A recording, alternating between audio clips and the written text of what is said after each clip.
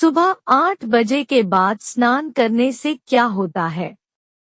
दोस्तों, स्नान केवल साधारण कार्य नहीं है, इसे शास्त्रों में तप के समान माना गया है। स्नान करना इतना आवश्यक होता है कि इसके बिना मनुष्य के शरीर की शुद्धि नहीं होती है।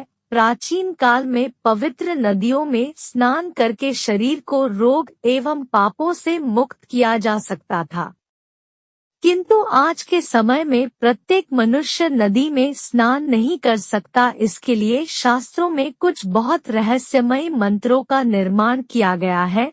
इन मंत्रों का उच्चारण करना बहुत ही आसान होता है, लेकिन इनका प्रभाव बहुत ही चमत्कारिक माना गया है। हमारे धर्म ग्रंथों में इस बारे में स्पष्ट बताया गया है और सुबह के स्नान को 4 उपनाम दिए हैं। ये नाम है मुनि स्नान, देव स्नान, मानव स्नान और राक्षस स्नान।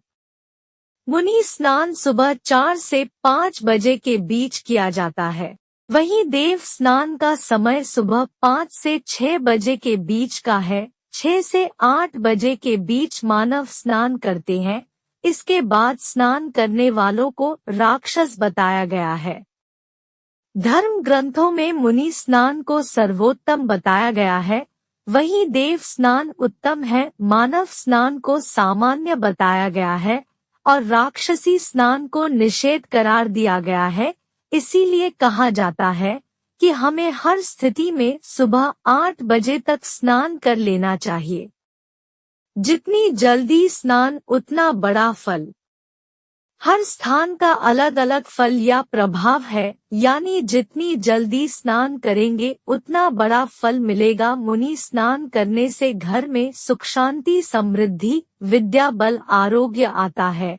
वहीं देव स्नान से जीवन में यश, कीर्ति, धन, वैभव, सुख, शांति, संतोष आता है। जो लोग मानव स्नान करते हैं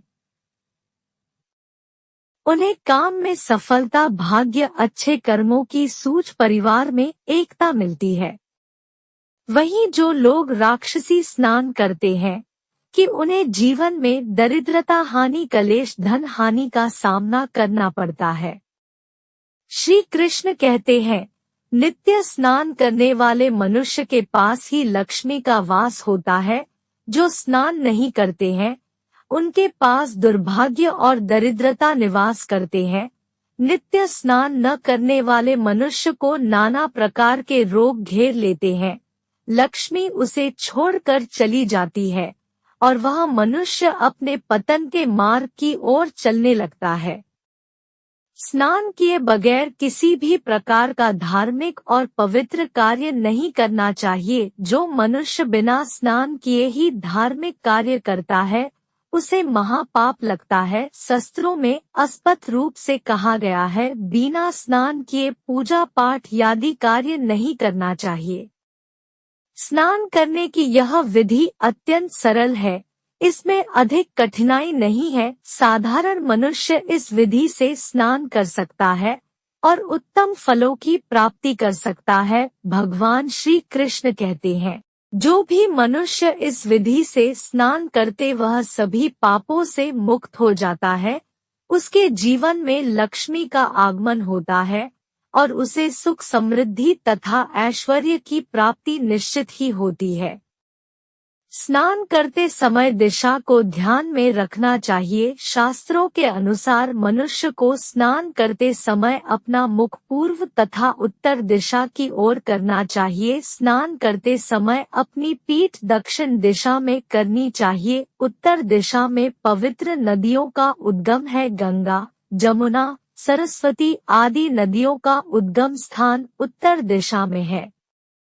इसीलिए स्नान करते समय अपना मुख उत्तर दिशा में करना ही शुभ माना गया है। इस दिशा में मुख करके स्नान करने से तन और मन दोनों ही पूर्ण रूप से शुद्ध होते हैं। दोस्तों, भगवान श्री कृष्ण कहते हैं, स्नान करने के लिए सुबह का समय ही सर्वोत्तम होता है। प्रातः काल स्नान करने के पश्चात मनुष्य शुद्ध होकर जब पूजा पाठ आदि समस्त शुभ कार्यों के योग्य बनता है।